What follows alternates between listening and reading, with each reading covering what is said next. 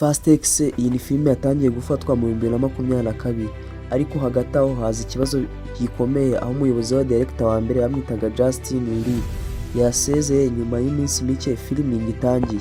Ibyo byatumye production ihagarara gato, ariko nyuma haje Louis Leterrier, uyu wakoze The Transporter, anakora filime yitwa Now You See Me, akomeza umushinga w'iyi filime.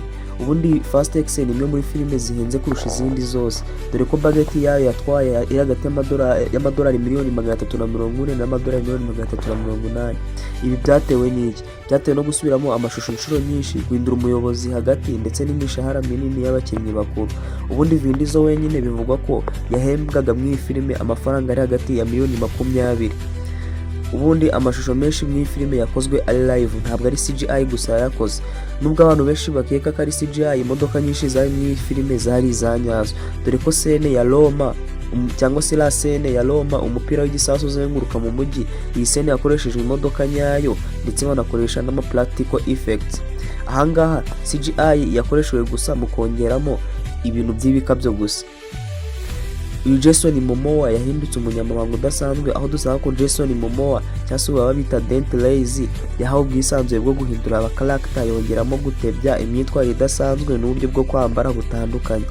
Abakoze filime bavuze ko ari villain mwiza kurusha bose muri Fast and Furious.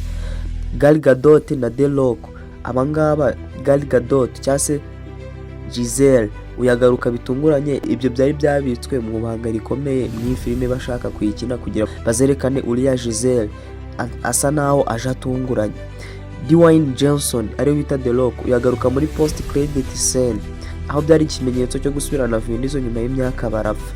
Iyi filime yagombaga kuba iya nyuma, ariko siko byagenze. Fast X iteganyijwe kuba finale movie, ariko kubera inkuru nini yahinduwe igice cya mbere, hakurikiraho igice cya 11 cya Fast and Furious, aho tuzasangamo ko iki gice kizaba kirimo n'umukinnyi w'icyamamare mu mupira w'amaguru ari bita Ronaldo. Nizere ko wadukande kuri subscribe, ndetse n'indi filime wakumva twagukoreraho wadubwira muri comment.